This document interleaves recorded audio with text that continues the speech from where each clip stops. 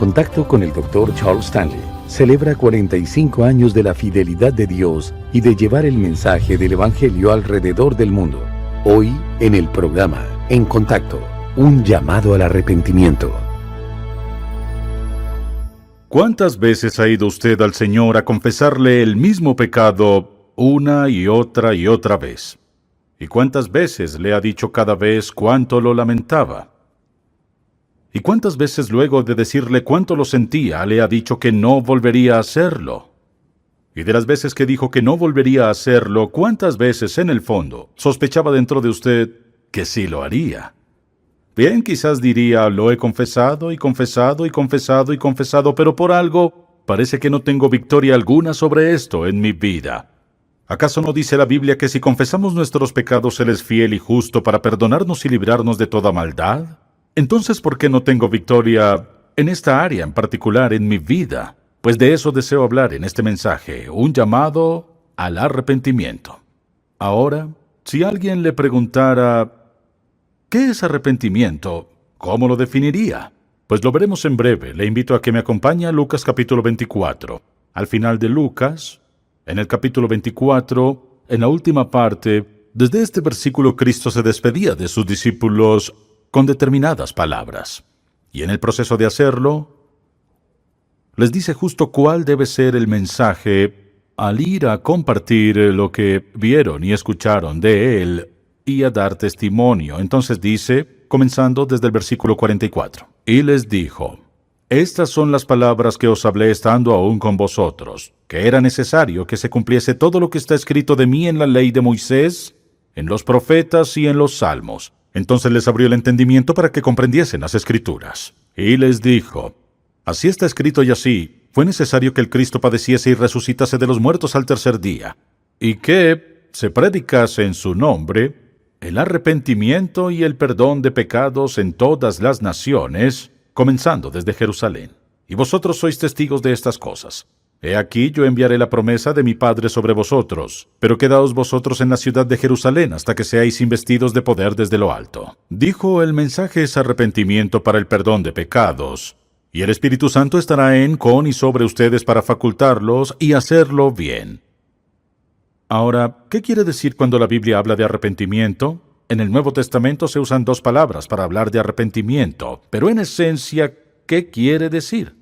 Significa reconocer mi pecado, que implica un dolor piadoso por mi pecado y un compromiso de mi parte, un compromiso de mi parte para un cambio de rumbo.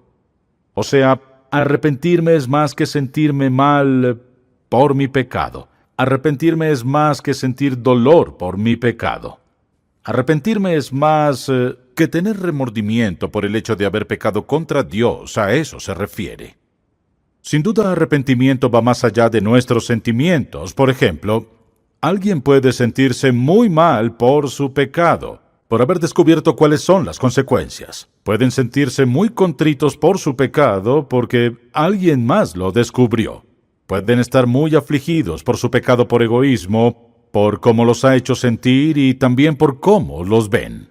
Arrepentirse es sentir pesar por el pecado, no lo es. Sentir dolor por el pecado tampoco lo es. Arrepentirse es sentir aflicción por el pecado, no lo es. Todo eso es parte del proceso, pero no es arrepentimiento. En el Antiguo Testamento, la connotación para arrepentimiento es voltear. Cuando una persona se arrepiente de su pecado, cambia de parecer. Ese cambio de mentalidad resultará en un cambio de dirección, un cambio de conducta, cambio de comportamiento en su vida. De lo contrario, ¿qué significaría arrepentimiento para mí? No quiere decir solo dolor, pesar, remordimiento por algo que hayamos hecho. Ahora, hay muchas facetas de eso de las que hablaremos en breve, pero la palabra significa girar, un cambio de parecer. Cuando una persona en realidad cambia de mentalidad en cuanto a Cristo, acerca de su pecado, acerca de su vida, si tiene un cambio genuino de parecer y de corazón, reconoce que el pecado es contra Dios, contra sí mismo, sucederá algo en su vida. Y dice que hay que predicar arrepentimiento. Eso es porque Dios quiere que haya un cambio en la vida de la gente, pues si viven en pecado, viven en desobediencia, en rebeldía, van a autodestruirse. Y Dios sabe cuáles son las consecuencias del pecado, todas las consecuencias del pecado. Arrepentimiento es cambio de mente, cambio de corazón, que resultará en un cambio de conducta, en un cambio de comportamiento. Una de las principales razones por las que la gente no vence el pecado y vuelven a Dios una y otra vez con el mismo pecado, por la sencilla razón que su arrepentimiento está incompleto. No es arrepentimiento completo. Ahora, deseo que veamos el papel del arrepentimiento en la vida de alguien que no es creyente. ¿Qué lugar tiene el arrepentimiento en la vida de alguien que no es creyente? Y luego, ¿qué lugar tiene en la vida del creyente? Bueno, vimos al principio cuando Juan predicaba, arrepentíos porque el reino de los cielos se ha acercado. Jesucristo predicaba lo mismo. Pablo dijo, Dios quiere que todos vengan al arrepentimiento. Cristo dijo, no he venido a llamar a justos, escuche, no a los justos, sino a pecadores al arrepentimiento. Ahora, ¿por qué no dijo salvación? ¿O por qué no dijo fe? Porque usaban esos términos indistintamente. O sea, al decir que no llamó a los justos al arrepentimiento, sino a pecadores al arrepentimiento, ¿a qué los llama? A un cambio de vida, salvación para el perdón de pecados. A menudo, esos términos se utilizan indistintamente. Arrepentirse para salvación. Pero no siempre eso, así que se lee en el contexto de qué dijo y qué quiso decir. Ahora, y al pensar en eso, quizás alguien diga, bueno, sé que lo uso para salvación, pero ¿qué hay de todo este tema de la fe? ¿O qué de todos esos versículos escritos en la Biblia que dicen que somos salvos por fe? El arrepentimiento ni se menciona. Por ejemplo, en el Evangelio de Juan, dijimos que la palabra arrepentimiento ni siquiera aparece ahí. Pues, ¿por qué no? Por la sencilla razón que entendieron que fe y arrepentimiento van de la mano. Usted puede tener, si tiene fe genuina, tendrá arrepentimiento genuino. Ahora bien, por ejemplo, cuando la Biblia dice, cree en el Señor Jesucristo y serás salvo tú y tu casa, eso le dijo Pablo al carcelero de Filipos, por ejemplo, él preguntó, ¿qué debo hacer para ser salvo? Cree en el Señor Jesucristo y serás salvo. Pudo haber dicho, cree y arrepiéntete. Pero en la mente del apóstol Pablo esas dos cosas estaban absolutamente, escuche, tan enlazadas que no podía ni pensar en que fueran distintas. El asunto aquí era poner la fe de este hombre en Jesucristo.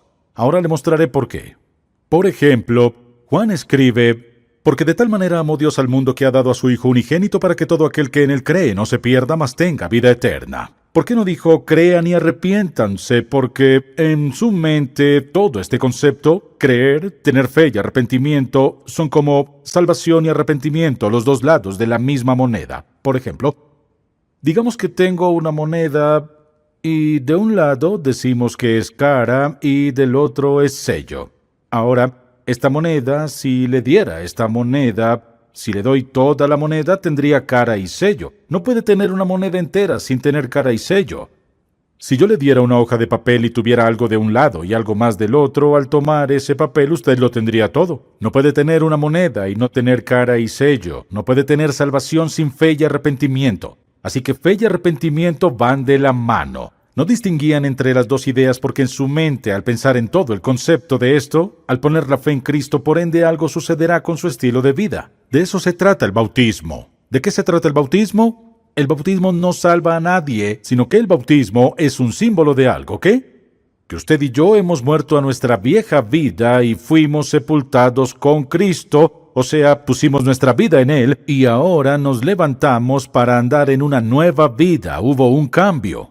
Por eso, sumergimos al bautizar, porque la inmersión es el mejor símbolo del bautismo que representa lo que acaba de pasar. Morir a nuestra vieja vida, sepultados con Cristo, resucitados a una nueva vida. Entonces, en lo que respecta a este asunto, acerca del hecho de creer y por qué no dijo crean y arrepiéntanse así de simple, escuche bien.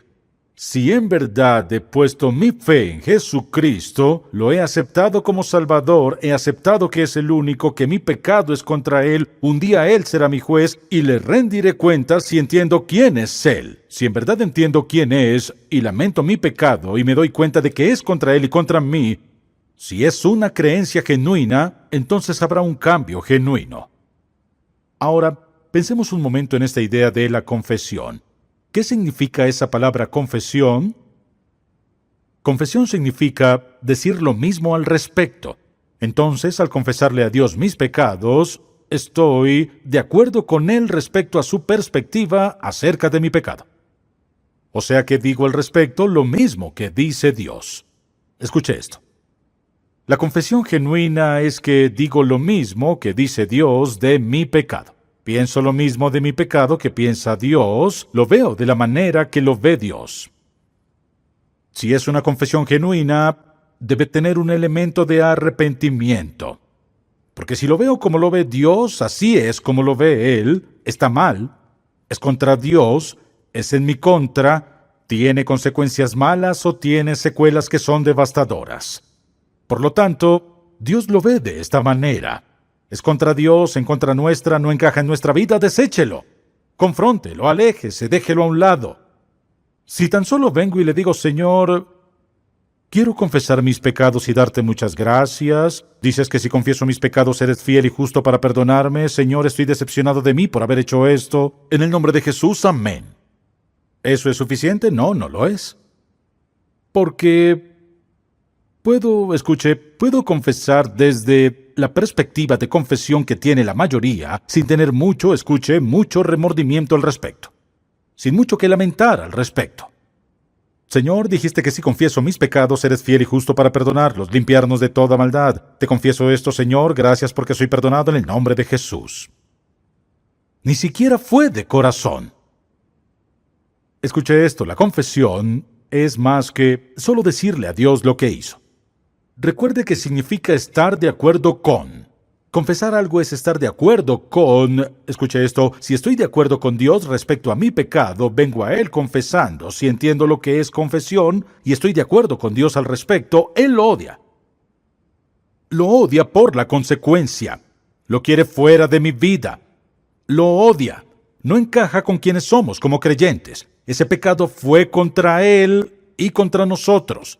Ahora, al acudir a Dios, al confesar y al estar de acuerdo, Señor, esto es contra ti y esto es contra mí.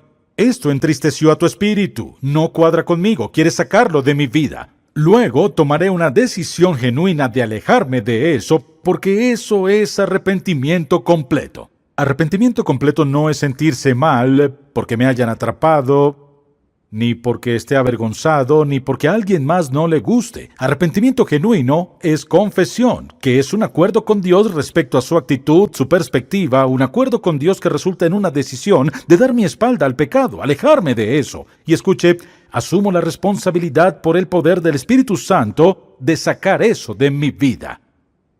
De eso se trata la confesión genuina. Y por eso es que el creyente, cuando brota cualquier pecado en nuestra vida, debemos arrepentirnos.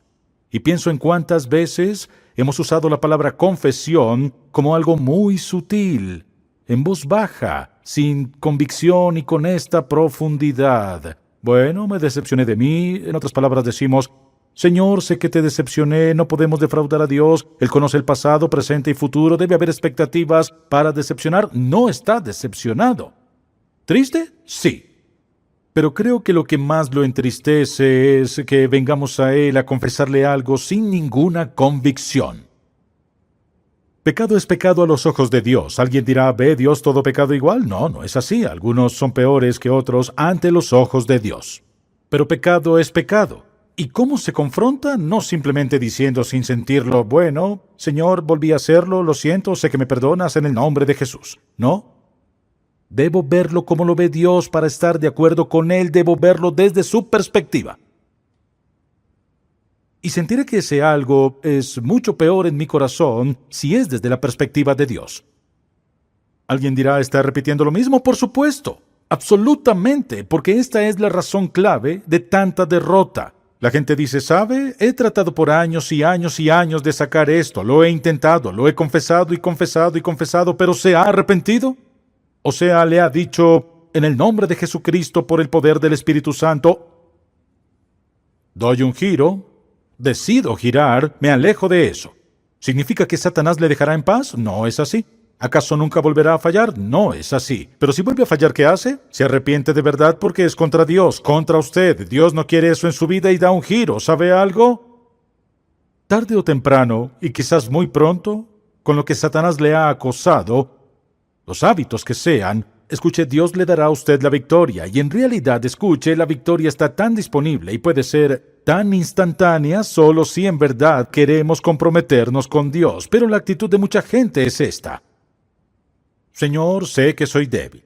Dios mío, quiero darte las gracias porque entiendo que no soy perfecto. Por favor, ¿no ha escuchado Dios eso muchas veces? Señor, sabes que no soy perfecto. Soy solo un pecador salvo por gracia. Sé que entiendes y te doy las gracias por perdonarme. Ahora, el arrepentimiento en la vida del no creyente es para salvación, o sea, fe y arrepentimiento, una experiencia de salvación.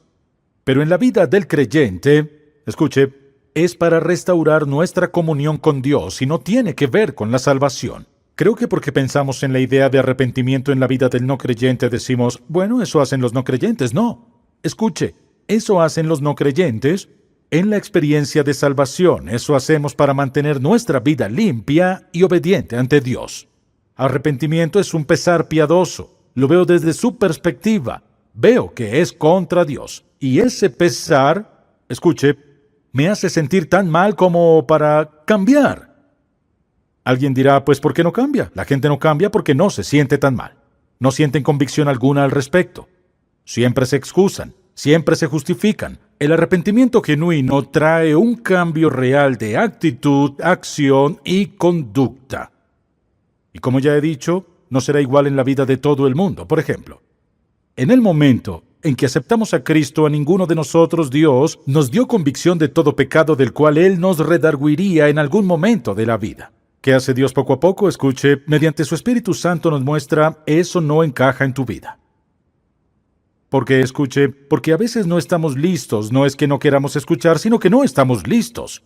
Así que Dios en su gracia, amor, misericordia y paciencia, y enorme paciencia, es quien limpia nuestra vida. ¿De qué se trata la gracia de Dios? La gracia de Dios es su perdón para nosotros los creyentes al haber pecado contra Él.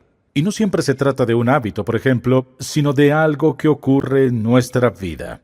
Quizás una tentación o alguien le saca de sus casillas, o sea, por dentro está enfurecido y usted sabe que está mal, pero está tan enojado que usted quiere responder de alguna manera. Luego, ¿qué pasa? ¿El Espíritu Santo le convence? ¿Sabe que no está bien? Si es arrepentimiento genuino, dirá, Señor, lo siento. Reparará el daño a esa persona. Eso no encaja en mi vida, me arrepiento de eso. Señor, ya no quiero tener más eso en mi vida. Arrepentimiento completo, real, no es solo un cambio de actitud, sino de conducta y cambio de comportamiento. Todos tenemos derecho a esperar que los creyentes lleven vidas consagradas, pero no somos inspectores de frutos. Si alguien nos critica y dice, soy un inspector de frutos espirituales, no creo que haya ningún versículo en la Biblia que diga que Dios le ha dado a alguien el don de inspección de frutos espirituales. Lo que dice es esto. Hace una firme declaración en Mateo capítulo 7. Esto es lo que dice. Dice así respecto a todo esto. Escuche el versículo 21. No todo el que me dice Señor, Señor entrará en el reino de los cielos, sino el que hace la voluntad de mi Padre que está en los cielos. ¿Cuál es la voluntad del Padre? Aceptar a Cristo como Salvador personal. Mire, el arrepentimiento en sus vidas cambió. Muchos me dirán en aquel día, Señor, Señor, ¿no profetizamos en tu nombre, y en tu nombre echamos fuera demonios, y en tu nombre hicimos muchos milagros? Así que las obras estaban ahí. Y entonces les declararé, nunca os conocí, apartaos de mí, hacedores de maldad. Señor, Señor, ¿no hemos hecho muchas maravillas en tu nombre? Nunca los conocí. Es la condición del corazón. Si la experiencia de salvación es genuina, implica, un cambio de actitud. El cambio instantáneo es de no creer en quién es Él, a creer en quién es Él. Y el arrepentimiento está tan enlazado en la fe que no pueden separarse. Porque es Dios quien produce el cambio, y el cambio sucede al instante porque todo se transforma de no creer a creer en Cristo, como su Salvador personal. Eso es lo primero que sucede. Entonces, ¿cuál va primero, el cambio o la fe?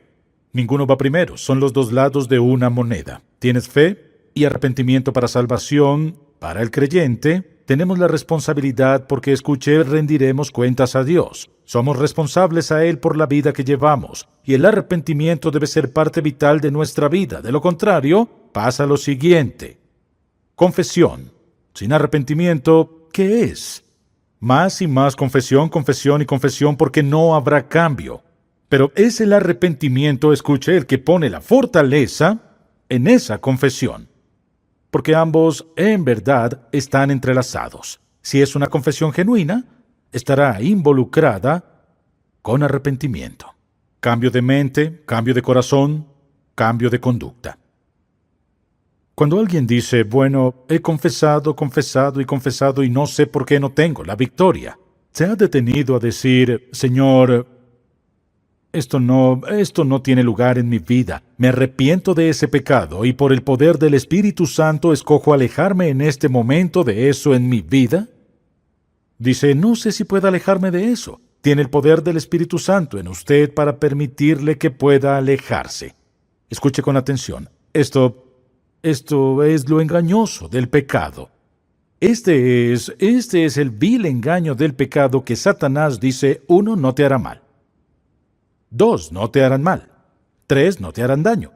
Ni 4 tampoco. Todos cometemos errores hasta que por fin esa cadena le enreda y viene a arrepentirse ante Dios Todopoderoso y tiene una lucha terrible.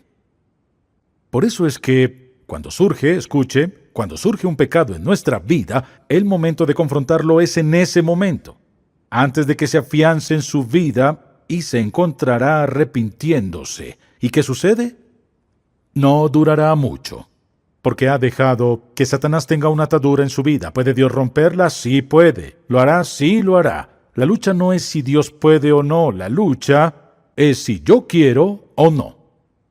Escuche, una persona con algún hábito, la verdad es que disfrutan mucho el hábito. Se ha convertido en parte de su vida. La verdad es que, por un lado, dicen, Señor, no quiero esto en mi vida, pero en el fondo no quieren dejarlo. ¿No quieren dejarlo? Eso no es arrepentimiento real. Debe haber una decisión genuina de confrontarlo y alejarse de eso, lo cual se puede hacer. Así que deseo animarle. Si no ha aceptado a Cristo y ha estado esperando primero limpiar su vida, olvídelo. Ese no es su trabajo, eso lo hará Dios en su vida. Debe pedirle al Señor que le perdone su pecado, reconociendo que es contra Dios y contra usted, que Él murió en la cruz mediante su Hijo Jesús y pagó toda su deuda de pecado. Y en el momento en que esté dispuesto a decirle, sí, creo que Cristo es quien dice ser, cambia de repente, se produce un cambio radical. Pongo mi vida en sus manos, acepto a Cristo para el perdón de mis pecados. Ha hecho un cambio drástico en su vida y ese cambio se manifestará al instante y seguirá por el resto de su vida. Si usted es creyente y ha estado confesando lo mismo una y otra vez, en la noche al acostarse o ya en cama o en el caso que sea, Señor, esto fue lo que dijiste, 1 de Juan 1:9, lo confieso otra vez, ¿por qué no tengo la victoria? Porque quizás no haya estado dispuesto a encarar con toda sinceridad la naturaleza de ese pecado, las consecuencias de ese pecado y escuche, sentir tanto pesar acerca de ese pecado que usted decide alejarse de él. Usted decide decirle no, usted decide abandonarlo. Y al decidir abandonarlo, todo el poder de Dios está allí para ayudarle a hacerlo.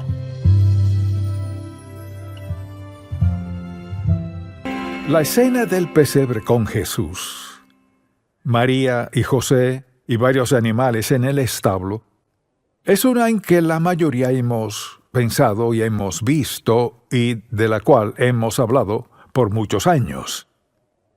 Pero hoy esta pequeña escena tan sagrada se ha vuelto un punto de ataque. Y al pensar en los pesebres que colocaban en varios sitios a principios de este siglo, era más común verlos en el pasado, pero poco a poco se han ido desechando. debido a que algunas personas lo han objetado. Lo vieron como un punto de ataque. El suceso más importante en la historia de la humanidad es un punto de ataque para quienes odian a Dios, odian la religión, quienes son agnósticos o ateos. Se ha convertido en punto de ataque. Luego se volvió un tema político. Así hoy se ven cada vez menos nacimientos con María, José y Jesús y todo lo demás que conocemos. Entonces lo llevaron a la corte, hicieron de todo por eliminar la escena del pesebre, pero piensen esto, Dios puso el primer pesebre aquí, y no importa lo que alguien diga o haga, ni las leyes que aprueben, los efectos de la escena del pesebre seguirán aquí cuando Cristo venga, no importa lo que traten de hacer. Y cuando entiendo lo que en verdad sucedió en aquel sitio, aquel lugar donde haya sido, hoy en día hay pesebres en todo el país, no importa lo que trate de hacer la gente. Así pues deseo que hoy reflexionemos un poco más a fondo, porque se trata más que de María y José y los pastores que vinieron. Entonces, al ver esa escena, es fácil decir, pues la hemos visto por años. ¿Pero qué representa? Es un recordatorio de la salvación. Nos recuerda que no hay que preocuparse por la muerte. Nos recuerda que nuestros nombres están en el libro de la vida del Cordero. Es un recordatorio de que toda nuestra bendecida seguridad no es por nada que hayamos hecho, sino tan solo responder a la verdad del mensaje del Evangelio, lo que comenzó pictóricamente allí mismo en esa situación. Luego, al comenzar a ver lo que dice la Biblia respecto a él, deseo que vayamos por un momento a Colosenses capítulo 1, porque aquí hay una gran descripción de lo que se trata esta escena del pesebre aquí en este primer capítulo. Hablando del Señor Jesús, en quien tenemos redención por su sangre, el perdón de pecado. Eso estaba sucediendo. Él es, mucha atención, Él es la imagen del Dios invisible, el primogénito de toda creación, porque en Él fueron creadas todas las cosas, las que hay en los cielos y las que hay en la tierra, visibles e invisibles, sean tronos, sean dominios, sean principados, sean potestades, todo fue creado por medio de Él y para Él. O sea, en esa escena está el bebé que acabamos de describir, la imagen del Dios invisible, el primogénito de toda creación. Y luego dice la palabra, y Él es, no dice fue, sino es, antes de todas las cosas, y todas las cosas en Él subsisten. O sea, acostado, en ese pesebre había un bebé de quien es cierto todo lo que leímos. La gente critica esa escena. Esa escena es una imagen de lo más significativo que ha sucedido hasta la cruz, la crucifixión y la resurrección. Y dice la Biblia, y Él es antes, escuche bien, no dice fue, Él es antes de todas las cosas, y todas las cosas en Él subsisten. Y Él es la cabeza del cuerpo que es la iglesia, el que es el principio, el primogénito de entre los muertos, sea la resurrección, para que en todo tenga la preeminencia, por cuanto agradó al Padre que en Él habitase toda plenitud. Por medio de Él, reconciliar consigo todas las cosas, así las que están en la tierra como las que están en los cielos, haciendo la paz mediante la sangre de su cruz. Eso fue lo que sucedió, y eso representa esa escena. Esa es una gran descripción del Señor Jesucristo. Así que cuando alguien le diga a la ligera, debes quitar ese nacimiento del jardín de tu casa, o solo es algo religioso, no es religioso, es realidad. Todo al respecto es sagrado para todos quienes tenemos nuestros nombres escritos en el libro de la vida, y debemos volver a la palabra y decir, sucedió esto, y la razón por la cual soy salvo y mi nombre está en el libro de la vida es porque Dios decidió venir a la tierra en la forma de un bebé, dio su vida en la cruz, pagó toda mi deuda de pecado aún antes de que yo naciera. Piénselo. Nuestros nombres están en el libro de la vida del Cordero, y piensa en esto. Nada es por nuestro mérito. Piénselo. ¿Qué pasará toda su vida y las bendiciones de Dios que recibirá y el perdón de pecado es suyo y su nombre está en el libro de la vida? Nadie puede atribuirse mérito alguno por nada de eso. Así que en Navidad, si hay algo más que dar, hay que darlo. El dar regalos a otros nos recordará que ya hemos recibido el mayor regalo que podremos recibir. El regalo del Hijo de Dios como nuestro Salvador y Señor, la esperanza y la promesa del cielo para siempre. Eso es nuestro. Y piense en esto. No se puede determinar el valor de alguien por su entorno. Piense en Jesucristo. No nació en un palacio. Uno creería que el Hijo de Dios debería haber nacido en un palacio. No. Nació en una cunita. Así que no podemos fijarnos en el entorno. Belén, ¿dónde estaba? Un pueblito. Y nadie que entrara a un establo como ese podría creer que Dios estaba acostado allí. No era eso posible.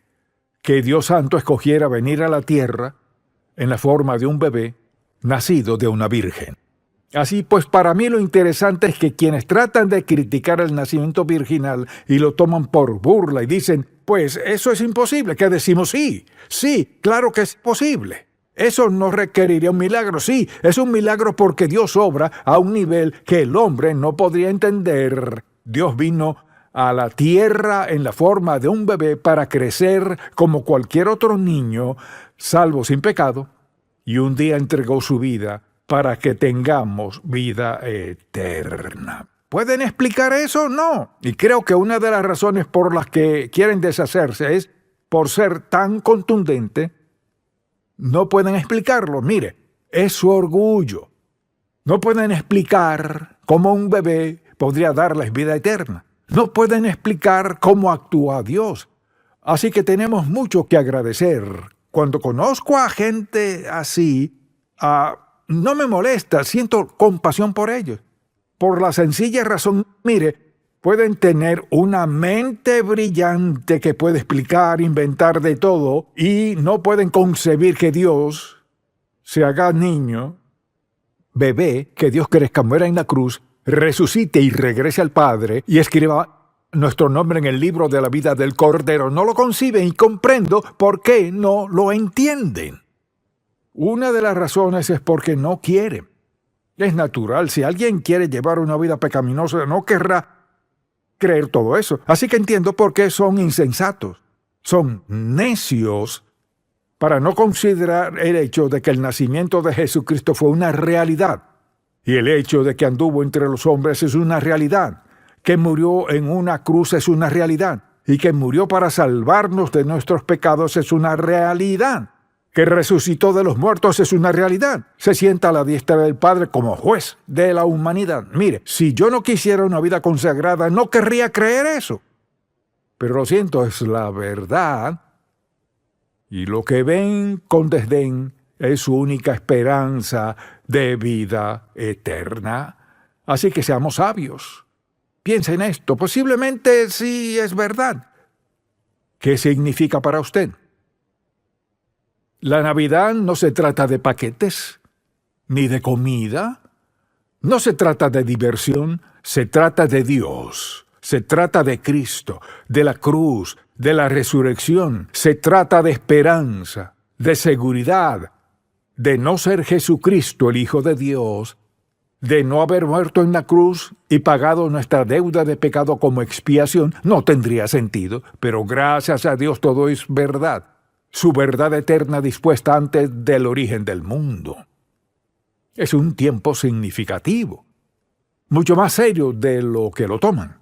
Entonces, al pensar en esto, considero el hecho de que Dios nos dio sus revelaciones más grandes de una manera tan humilde. Piense en esto, pudo haber hecho que Jesucristo fuera un gran emperador, pudo haberlo hecho un gran rey.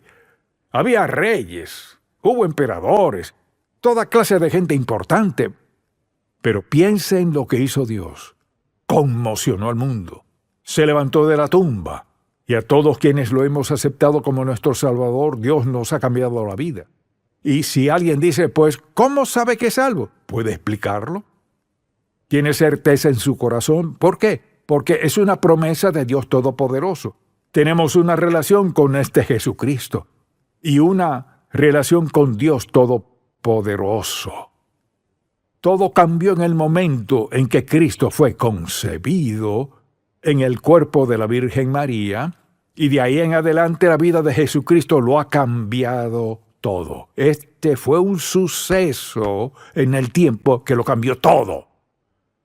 Y a todos los que siendo sabios aceptamos a Cristo como Salvador, nos dio la promesa de vida eterna.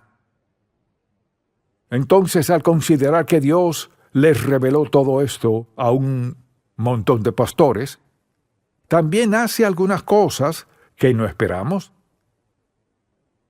Piensa en esto. Dios hizo posible que vayamos al cielo y lo llamó nacer de nuevo. Y lo hizo lo suficientemente sencillo que si confesamos nuestros pecados, nos arrepentimos y ponemos nuestra fe en ese bebé nacido en Belén, que creció siendo carpintero, el Hijo de Dios, el Mesías, quien se sienta a la diestra del Padre, lo hizo tan sencillo para que pudiéramos entender la salvación. Piénselo, Jesucristo no hablaba en términos complicados para la gente. Hablaba de asuntos que podían entender. Hablaba de ovejas y del amor y de la vida. Hablaba de las relaciones. Hizo posible que entendiéramos cómo piensa Dios, porque era Dios en la carne. Lo hizo fácil de entender. Quizás alguien diga, pues no siempre entiendo todo lo que dice la Biblia. Quizás todos diríamos que hay asuntos que no entendemos del todo. No entendemos los milagros sin estar dispuestos a darle crédito a Dios, quien tiene el poder para realizarlo. Así Dios ha hecho todo esto posible, incluso para un niño. Recuerdo una mañana, mi hija Becky tenía 5 años y me dijo después del desayuno, «Papá, ¿podemos orar? Quiero aceptar a Cristo como mi Salvador». 5 años. Lo primero que pensé fue, «Becky, ¿entiendes esto?». Así que comenzamos a hablar un poquito y me aseguró que entendía que Cristo murió en la cruz por sus pecados. Piense en una niña de 5 años preocupada por el pecado, que murió por sus pecados, y si los confesaba sería salva. Bueno, estuve con ella esta semana y me dijo, ¿te acuerdas cuando te arrodillaste al lado de mi cama y oré y le pedí a Cristo que entrara a mi corazón? Nunca he dudado eso. Piense en el mundo, toda su sabiduría. Piense en lo que hizo Dios. Hizo posible que tantos niños como adultos entendieran lo suficiente del perdón para orar y tener vida desde muy temprana edad. Tantas cosas al respecto, como las computadoras, que son tan difíciles. Dios hizo lo más importante de nuestras vidas tan sencillo. Si estás dispuesto a confesar, a estar de acuerdo conmigo en que eres pecador, si estás dispuesto a pedirme perdón de tus pecados, si estás dispuesto a pedirme que te perdone conforme a que morí y pagué toda tu deuda de pecado para salvarte y para siempre. Piensa en lo sabio que fue. ¡Cuán sabio es Dios! Él no quiso que fuera complicado. Planeó que fuera sencillo para que incluso un niño pudiera entender el perdón y que la paga fue la cruz, su sangre, y que este Jesucristo resucitó de la tumba y está sentado a la diestra del Padre. Luego, esto fue lo que hizo, envió al Espíritu Santo para convencernos, para ayudarnos a identificar y entender el pecado en nuestra vida, para poder ser salvos desde muy temprana edad. Yo a los 12, mi hija a los 5, y creo que Andy tenía como 8 años por ahí. Piénselo. Mire, su futuro eterno depende de la decisión que tome al aceptar a Cristo como su Salvador. ¡Qué Dios tan maravilloso! Dios nacido como un bebé, en un pesebre, no un palacio. Creció en un hogar normal, cuya madre fue criticada porque no parecía ser muy pura. Mire todo lo antinatural que Dios hizo si consideramos la santidad. Cada suceso fue santo, cada suceso fue justo, porque así es Dios. Él no actúa conforme a lo que pensemos. Él opera conforme a la perfección, santidad, justicia, pureza, verdad. Él actúa partiendo de la verdad. Así dice la Biblia, que no naciere de nuevo no puede ver el reino de Dios. Es la gran verdad. La gente no puede entender esto de la vida cristiana sin nacer de nuevo, sin una transformación en su vida. Y al hacerlo, todo cambia. Porque los caminos de Dios y los caminos del hombre difieren. Y al ver la historia y el nacimiento de Jesucristo, no es como nada de lo que pensaríamos hoy. ¿Quién era María? Una jovencita de Nazaret. ¿Quién era José? Un tipo por ahí. Vea lo que Dios hizo mediante ellos. Mire, nunca subestime lo que Dios quiere hacer en su vida. Quizás Él quiera hacer algo en su vida y usted piense, ¿quién soy yo? ¿Se imagina lo impresionada que estaría María al enterarse de que estaba embarazada? Quizás tan aterrada estaba, salvo que Dios le había hablado. Si usted trata de amoldar su vida al mundo, quizás se pierda lo mejor de la vida. Al rendir su vida a Cristo y al decirle que lo que sea que Él quiera hacer en su vida está bien, le entrega su vida a Él. Quizás nunca tenga un gran empleo y el mundo tal vez no sepa de usted, pero al entregar su vida a Cristo, esto es lo que tendrá. Tendrá lo mejor.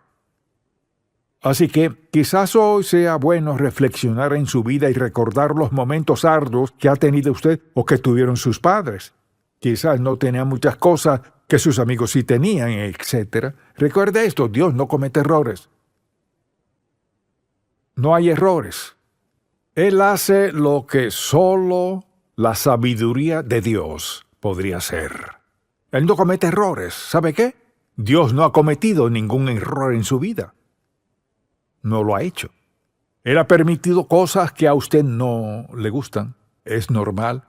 Ha permitido cosas que le causan sufrimiento y dolor.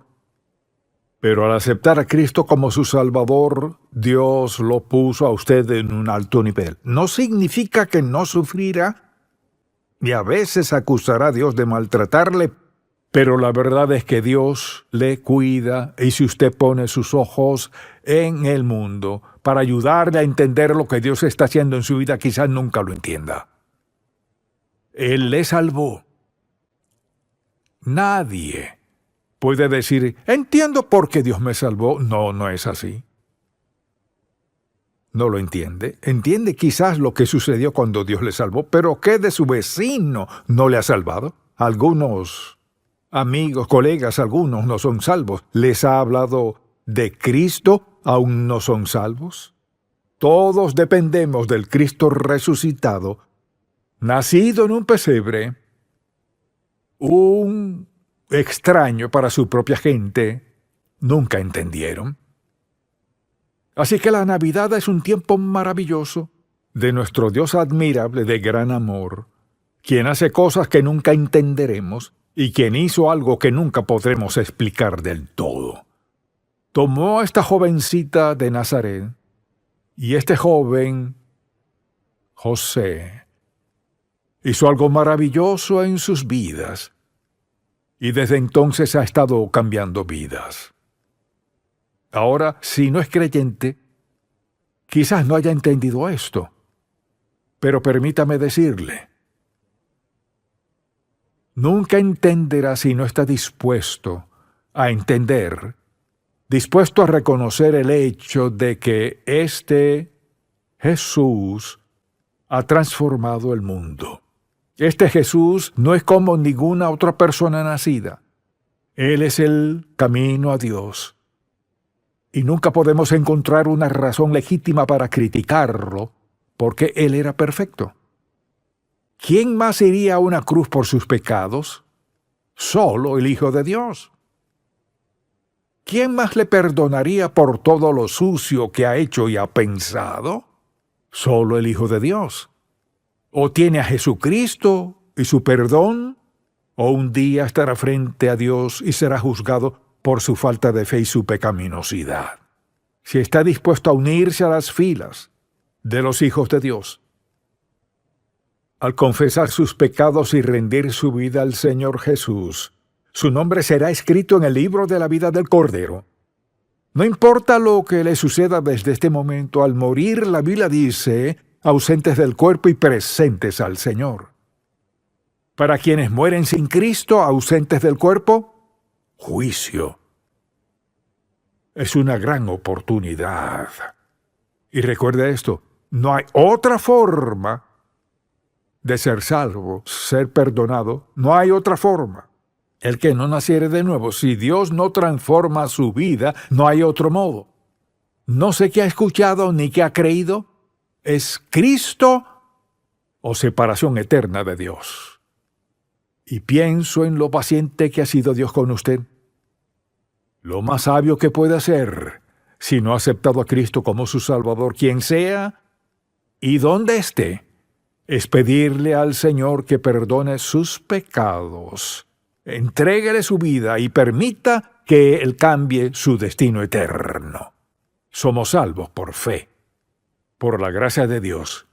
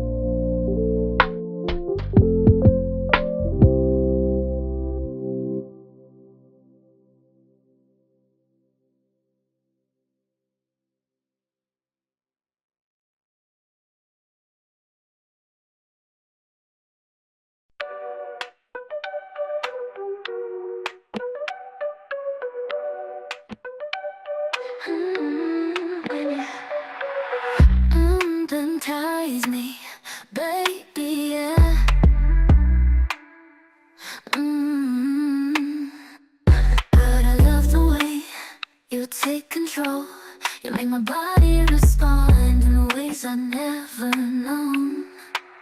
I could sit here on the floor all day, begging you for more. All day, be a good man. All day, begging you for praise.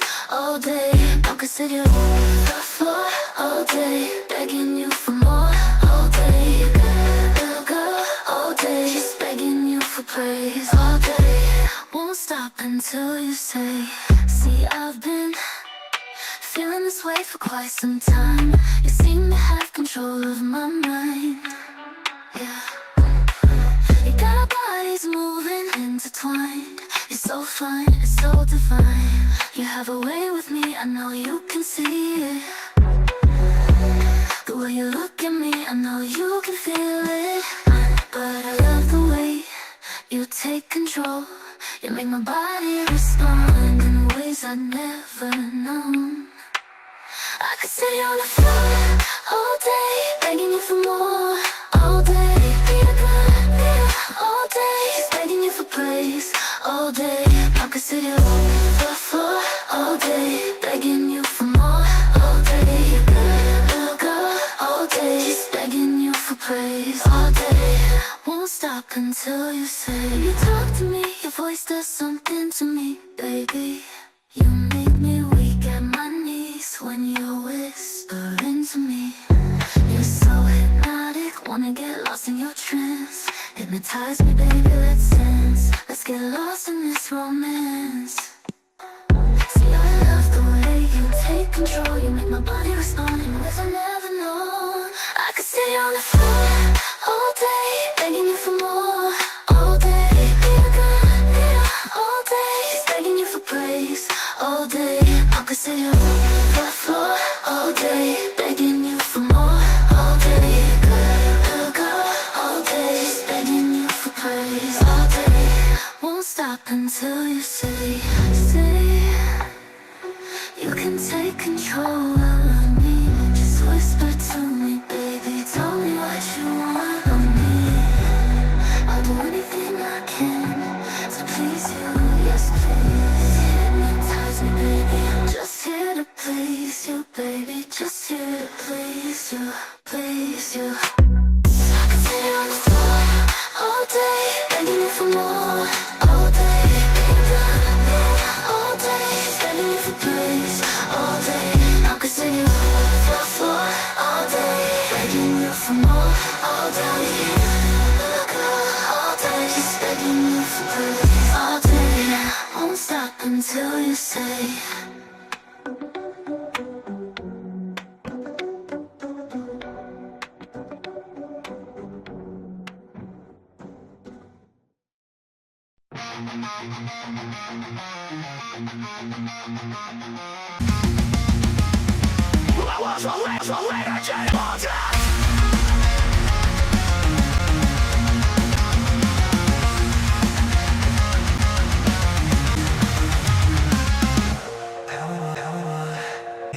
Get lost in my mistakes. Can't think of anything better. There'd be a way to stop reliving thing that can't be changed. Forget what's once and reset. Memories can be the only part of me that be changed. Just let me be free. Just let me be free. Joyless fly by, don't name once. Now could I've known any better? There has to way to stop living thing that can't be changed. How do I forget my worst moments and reset? These memories can't be the only part of me. So let me be free. Just let me be free. Just let me be free. Choices fly by, don't mean once. So now could I have known any better? That I can change it now. Just stop and make them go away.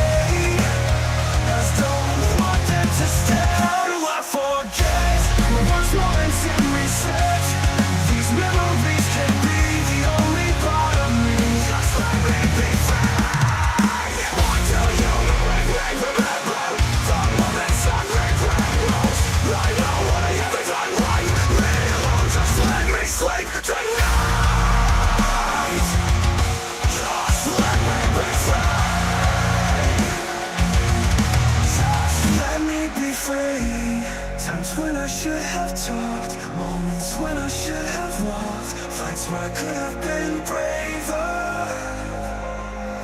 times when I could have been a savior.